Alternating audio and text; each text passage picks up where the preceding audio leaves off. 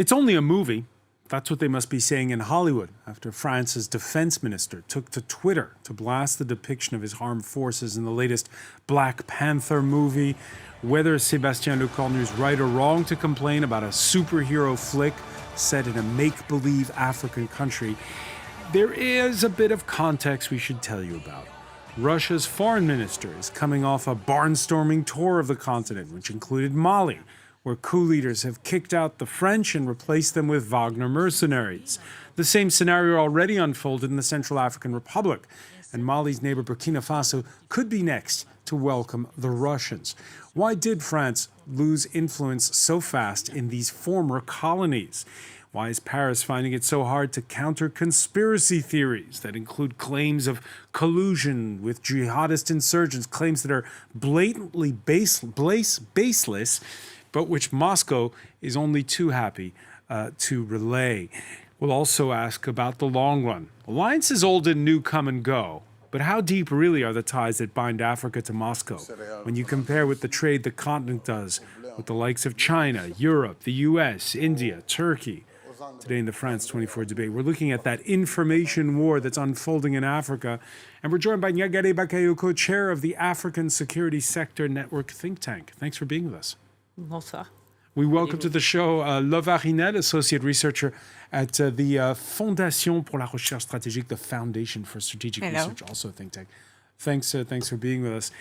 We're joined from Pointe Noire in Congo by Raphaël Parence, researcher at the Foreign Policy Research Institute. Welcome back to the show. Thank you. The France 24 debate, where you could join the conversation you have on Facebook and Twitter, hashtag F24debate. Yeah, later we'll show you Russian-made zombie cartoons. First, though, the fuss over the new Black Panther movie. Kathy Kadir Clifford has that story. In this scene from Wakanda Forever, French soldiers are brought before a UN meeting, Let our gracious response to this incursion caught trying to steal resources from the fictional African kingdom of Wakanda. further attempts on our resources will be considered an act of aggression. The latest installment of Marvel's Black Panther franchise is under the diplomatic spotlight after French Defense Minister Sébastien Lecornu condemned its portrayal of French troops on Twitter, responding to a clip posted by a journalist. I strongly condemn this false and deceptive representation of our armed forces. I am thinking of and honoring the 58 French soldiers who died defending Mali at its request in the face of Islamist terrorist groups. Whilst on a secret mission in Mali, the fictional French soldiers are dressed like France's real-life Barkhane troops, which were operating in the country until 2022. It comes as France's image in Western Africa has suffered, with Russian influence in the region increasing. In recent months, military juntas in Mali and Burkina Faso demanded the departure of French troops, deployed to the Sahel region since 2013 to fight Islamist extremist groups. Paris says Mali then called on Russia's Wagner mercenary group to reinforce its army, which the military junta denies. There's been speculation Burkina Faso may do the same. The Defense Ministry says France is not calling for the withdrawal or censorship of a work of art. Nyagare Bakayoko, did the French defense minister do the right thing in speaking out? I'm not sure because, this kind of caricature of military is not new in the cinema industry. For instance, I'm not sure that each time Russian, Chinese, Arabic militaries are portrayed in any movie, there are complaints from their own ministries of defense. So I'm not sure about the relevance of such an intervention. But beyond this, I would say that what this episode is showing is the fact that the very bad image that France is suffering from presently is going much far beyond the Russia or Africa, because here we are just talking about an American movie produced by Disney, which is far from being a former Soviet actor or a Wagner-sponsored actor. So that is where things are very worrying for France itself. So France is doing something wrong. We can say that the security and foreign policy in Africa, as conducted by France presently, is growingly badly perceived both by African elites and African civil society and public opinions. And we can see that it is also deteriorating among other foreign actors. Lovarina, your think tank, it focuses on defense issues. There are former officers among your colleagues. What was the reaction around the water cooler or the coffee machine after this tweet by the defense minister? You're right. It's the coffee machine. That is very important. You know, you're right, because I think that our minister, I won't say it's a mistake, but it's not his position to respond to a movie. We are in democracy. We respect the freedom of speech, and it's a movie. So I'm French, and I think that this episode just show up how in France the situation in Mali, the Barkhane situation, is very touchy. Yes.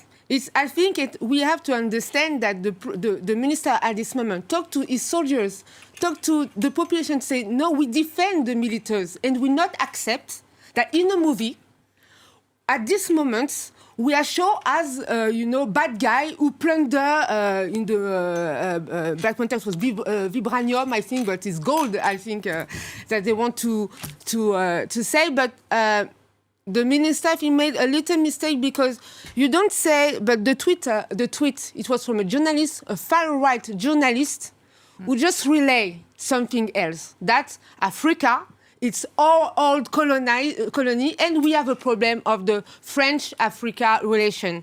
And I think it's the main, the real topics of this situation. Don't forget that 2 years ago now, the President Macron made a huge summit about how the new relationship with Africa will be led, and now we still wonder and accept exactly what we want from Africa.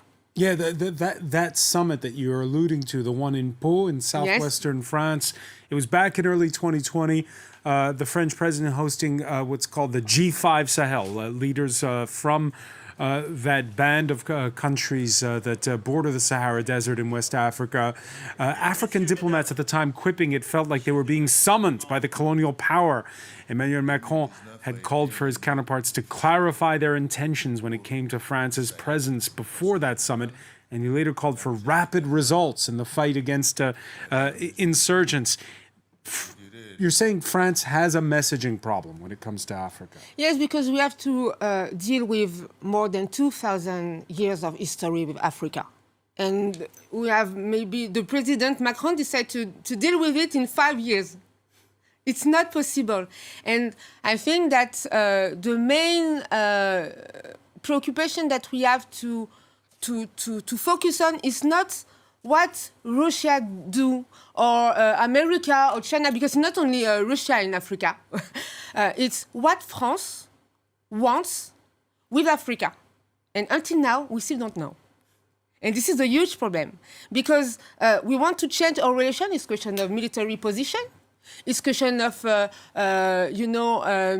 our development program capacity to change population's life. And it's, we can say it's like, I won't say a mistake or something who doesn't work, but I think that Africa and population in Africa is like disappointed with France relation, and they want to change, and they are waiting for something new. But this new is, even for us French people, we are waiting to, okay, what kind of relation we want? And this is the question. All right, I'll take the bait from what you're saying and put it to Raphaël Parence here.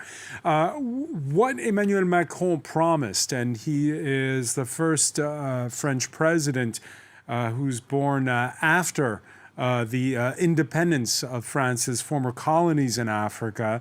What he promised at the outset of his first term, and he made that first trip to Burkina Faso where he met with university students, was that there would be work done on the past, on memorial. There's two issues here, aren't there? There's on the one hand, France's own relationship with Africa, and on the other, its rivalry with Russia. Yes, I mean, the two issues I think are really intertwined because they're both, a question of the security situation in several of these countries across the Sahel. It's a question of resources and it's a question of capabilities.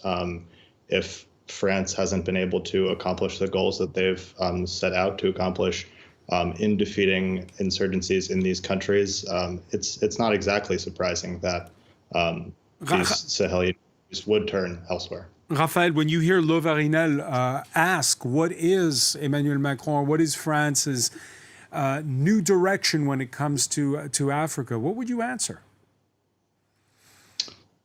It's a very good question. I think the new direction has to be more streamlined and also with more purpose. I think it's critically figuring out what the issues are in the sort of security cooperation approach that exists today, how it's not working, why it's not working in these countries, and also countering the misinformation and disinformation piece, especially as it relates to Wagner and to Russia in general. And what do you do when you're the French government and your allies in taking on in jihadist insurgencies? You mentioned how security is the issue.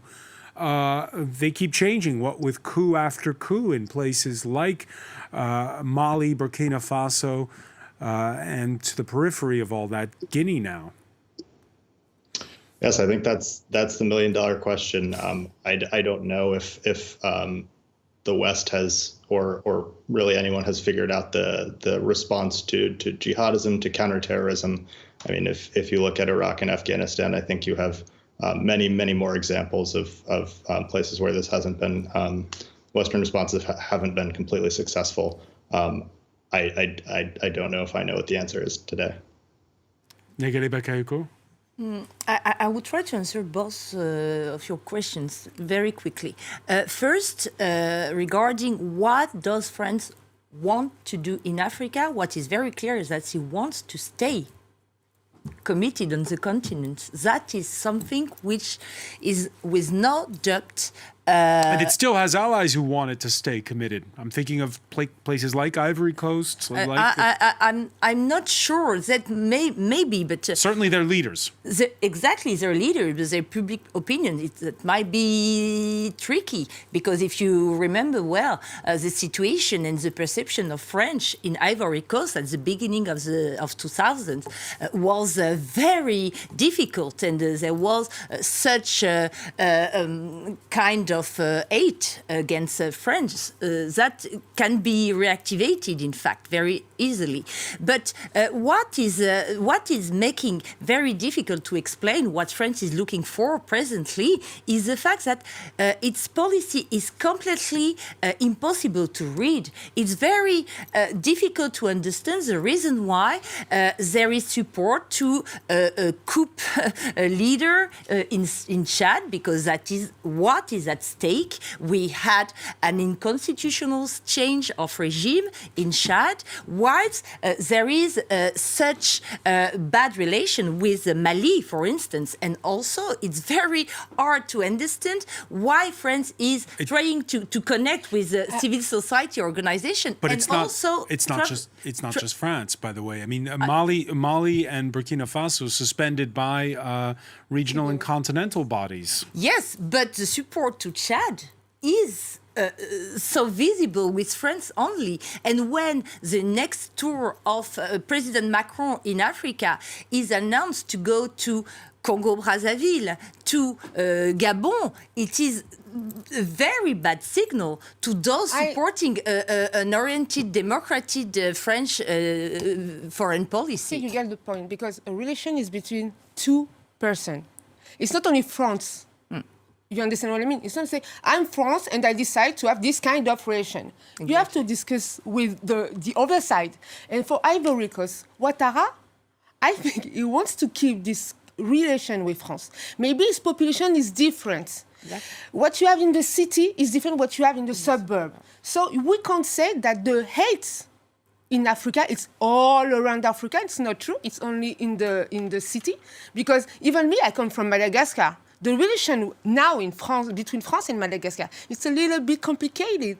But 5 years ago, it was very good. And maybe in 5 years, it will be better. So I think the first mistake is to think that the relation is stuck now, and the picture that we have today will be the same in a few years. The second point, just to finish, you talked about the coup and the democracy, but they are the former president. We have the security issues. What would be the right position as France, leader of security, to do? It's not to say, okay, you're not a democracy, I'm not talking with you, but I'm able to talk with Arabia Saudite. It's not possible. So I think we have this population willing to say we need a democracy, and it's complicated. And we are waiting for France to change that the things doesn't work in the African country. It's not the role of France to change what's happened in Africa. What we've certainly seen is that Russia has exploited that sentiment that Nyagale was talking about.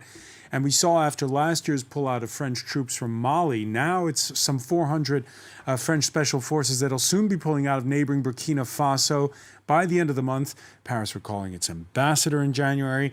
Ties with 34-year-old coup leader Ibrahim Traoré are strained. They're not severed.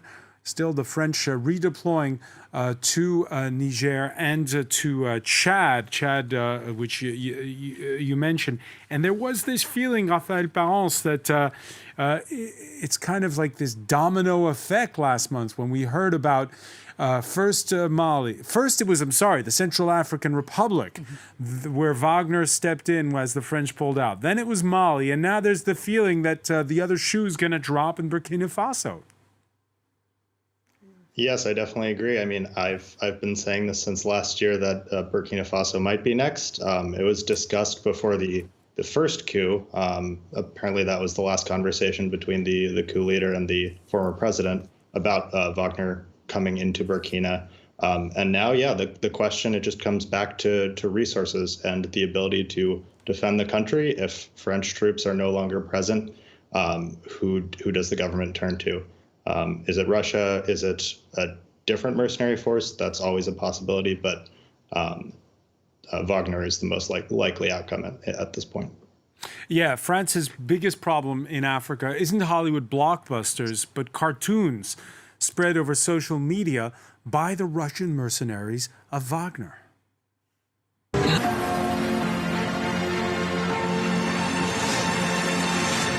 12 ans de renfort, mon ami.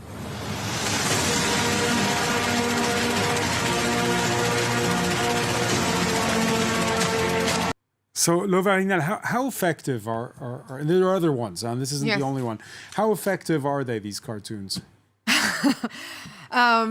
It's not the first time I see those cartoons, but this time it makes me laugh a little because it's too... For you, but is it effective? I don't think so, because I think that it's obvious that it's a propaganda cartoon. So I believe that African people can make the difference between propaganda and, I won't say, influence. But what is true that, as we said just before, that there is a feeling, a huge feeling against France, and they surf with it.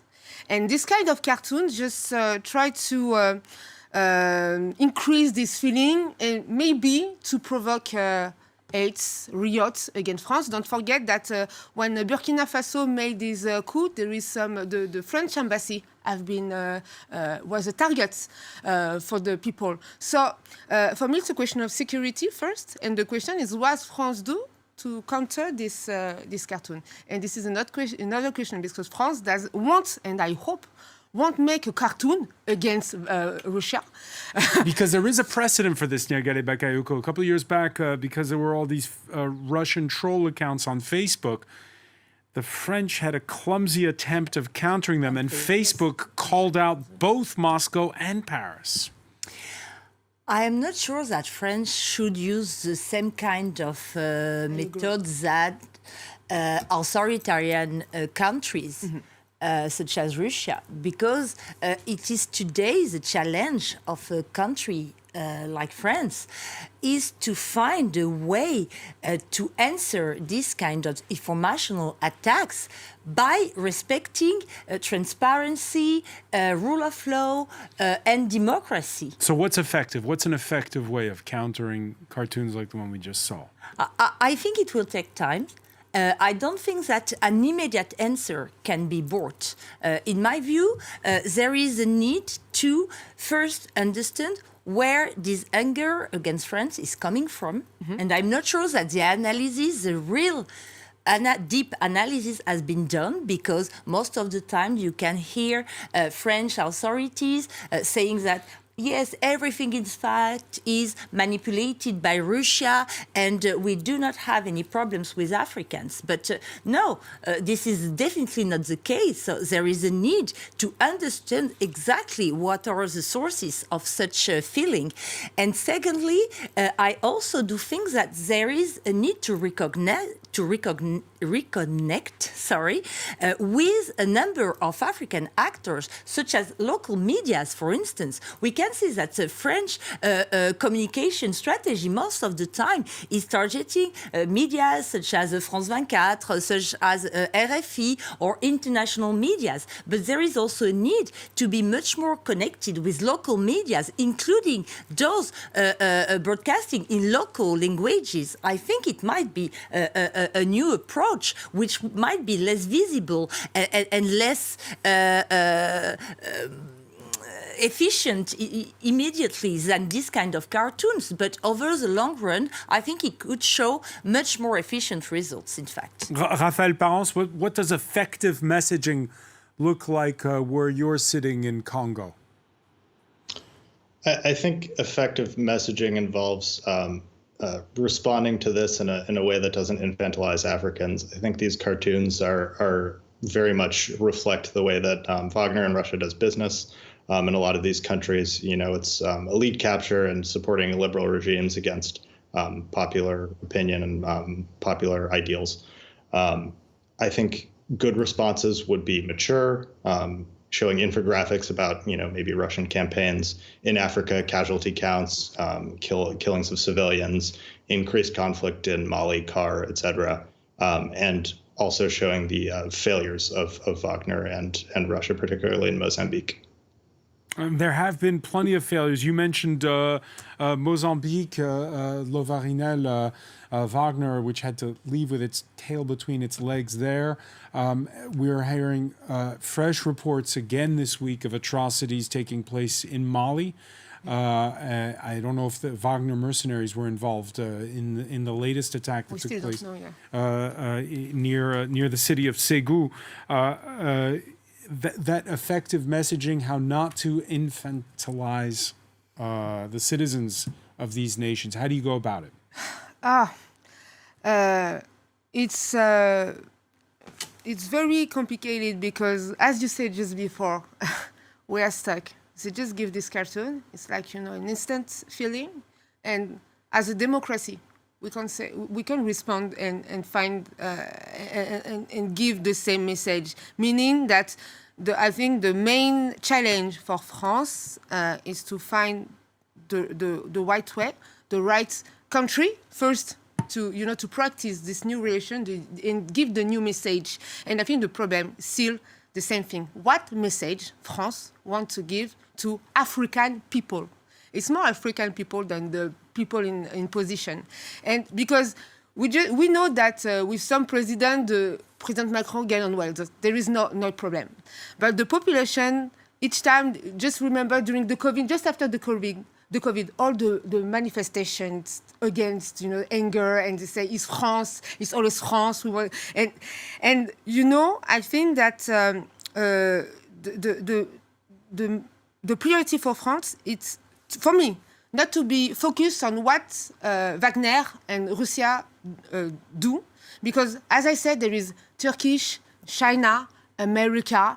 They all try to have their own influence in Africa. So, to be honest, it's a question of concurrence. Absolutely. It's a question of competition. Yes. Of course, there is the context of the war in Ukraine, which is exactly. a big part of why we're even talking about this Yes. today, and that is important. And the Kremlin is looking for allies. It's going big on the next Russia-Africa summit that's scheduled for July in St. Petersburg. At a televised cabinet meeting on Monday, Vladimir Putin introducing his foreign minister with great pomp and entrusting Sergei Lavrov with a brief. After his recent tour of the continent, Sergei Lavrov, who addressed the Russian parliament this Wednesday. Our renewed foreign policy concept will focus on the need to end the monopoly of the West on shaping the framework of international life, which should be formed by a balance of interests, as the United Nations Charter demands, enshrining the principle of the sovereign equality of all states. Shaping the framework of international life. What do you read into that, Raphaël Parence? I wouldn't say it's so grand for Russia. I think they've often, in this case, run out of allies, and they're turning under every rock and every stone to find new partners, whether that's security partners, partners to take their oil exports, to take their grain exports that are languishing due to sanctions. I think it's more of a demand for assistance than anything else. A demand for assistance? Yes, sir. A demand for assistance from whom? From Africa in general. I think just trying to find new partners in places that they haven't found them before. And there are those who make the argument, I'll read you what one think tanker has said, that Russia's chosen the politics first course in which economic preferences are a natural consequence of successful political cooperation. Politics first for the Russians, Niagare Bakayoko. This is the Financial Times quoting one analyst saying, and in exchange, these African leaders have a friend who's a permanent member of the Security Council. Yes, but I think what is very important is to realize the fact that, in fact, Africa has been developing lots of different partnerships along all the 20 past years, I might say. Everybody is focusing on this forthcoming summit in Russia, but there have just been other fora with India. Israel also is back on the continent, and I think that what is at stake today is the influence of non-Western actors over the global international system. Not only with African, but the kind of relation which have been developed between all those countries outside of the traditional relations between Africa and Europe have been completely overlooked. And that is what is being so evident today, and to what France has to find some answers more than to Russia per se, in my view. All right, let's take a look at some numbers for the oil, for all the oil, gas, and weapons, and also grains that Russia exports. Its trade with Africa comes in at a paltry 18th position, according to UN statistics compiled last year by the Economist Intelligence Unit. So you see I think Russia, according to those statistics, it's 1/10 the exports that China has, for instance. Is it a zero-sum game? You trade with one instead of the other, or does it matter if there are more partners, as you mentioned, the list of them on the continent? No, in my view, it is a way to diversify the different partners. Some might be more important in economical terms, other from normative or political perspectives. That's very important to understand the fact that today African leaders and population are trying to have a multi-dimensional partnerships developed with different kind of actors, each of them investing in different kind of sector. Lovarinel, because there are more players on the continent, yes, that doesn't I think mean it's a little bit different because I think that Africa, if they're diversifying their partners, because they are running, they chase for money, for cash money, to develop the country. With Europe, you have to wait maybe sometime more than 5 years to have, the money from your investments. It's not possible for a country who have problems with health, education, mining, and everything. So if they diversify, it's not because they are looking for a geostrategic position, because they chase for money and cash to practice their policy. And this is one problem that all of those Western countries, they take a long time to be concrete for people. And for policy. First, the second one for Russia. I think that Lavrov, when he made his tour in Africa, is because of Ukraine. Because now, for European people, he seems to be alone. And I think that for him, he just knocked on each door of Africa to find countries to say, please, be with us in the United Nations, vote with our position, and we will help you. But don't forget that, with Mali, Putin called, Assimi Goïta. He promised two things. The head of the junta. Yes, exactly. He said, you will be my host for the Russie-Afrique summit. And he promised, les engrais, I forget the words, Fertilizer. Yes, we're still waiting for it. Mm-mm. And Russia is always like this. Don't forget that the first summit, Rosatom made 5 contracts with Africa. We are waiting for the nuclear central in Africa until now. Only Egypt who opened his first test reactor. But I remember that 10 countries signed with Russia, but there is no concrete thing. So I think that Africa will surprise us because they will always find concrete partner to develop the real project. Raphaël Parence, any sign of the Russians where you are? I can't speak to that particularly. I mean, there's obviously economic involvement here in Congo, but the biggest partner is France, and the second biggest partner, I guess there's some debate, is China, and they have been for a long time, and presumably they will be into the future. Yeah, where Russia does reign in trade is arms exports, thanks not only to those easy-to-use and durable Kalashnikov rifles, but to other types of heavy weaponry.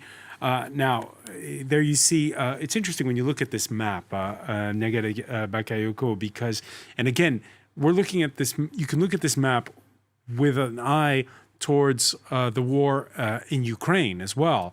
Algeria, by far, the biggest recipient of those arms imports from Russia. Algeria, which is all in on the side of the Russians when it comes to the war in Ukraine.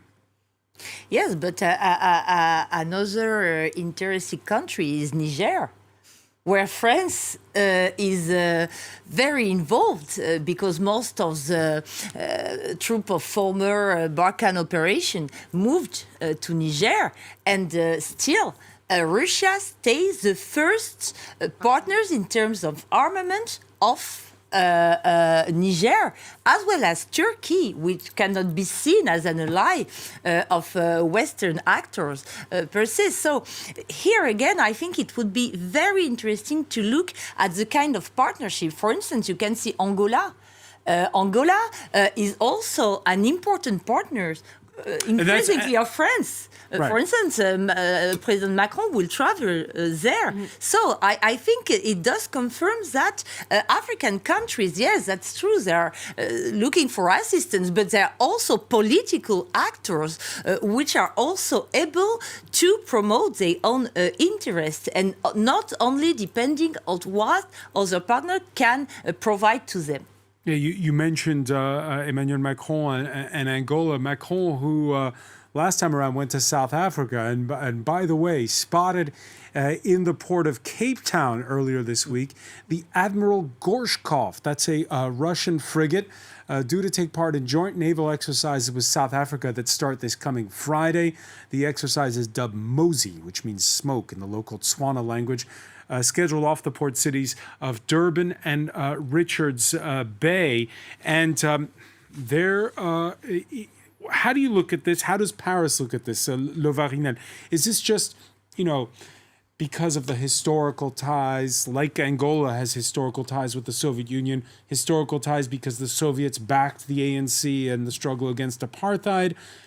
Is this something to be shrugged off, or were those people who demonstrated, and there were demonstrations when Lavrov visited South Africa last month? Yes, it's a demonstration, but we celebrate the first year of the Ukraine's war, so the chosen day is very interesting. First, second one, they'll be in the middle of those maneuvers on February the 24th. Yes, and second one, don't forget that it's not the first time that Russia and China as yes, well. made a common drill, military drill with South Africa. The first one was in 2019, and we had the Tupolev, the nuclear air force from Russia who came in South Africa. So Russia, as I said, in the new deterrence doctrine, they said that they changed in 2020 their doctrine, and they say, we open and we will make a nuclear attack if our allies will be attacked. And now they are trying to, to show that they have allies. And South Africa have a specific story with Russia. But the question is, South Africa needs protection from Russia. I don't think so. But they need to show that South Africa is not alone. Don't forget that we have the BRICS, so Brazil, Russia, India, China, and South Africa. It's, I think it's, I won't say a revival of the non-aligned movements, but it's, for South Africa, I lived in Madagascar, and South Africa was very hard against Western country, against France, and say we need to be out of this system. And to stay with Russia, it's a way to resist. It's a question of a real storytelling of this Africa that we may be in through Black Panther, movie. But there is South Africa wants to keep the African dream, and this African dream is a question of independence with the question of colonization, meaning that all the black people in Africa need to be together against the threat of the colonization. And I think that what the diplomacy of South Africa now is to keep this story and to find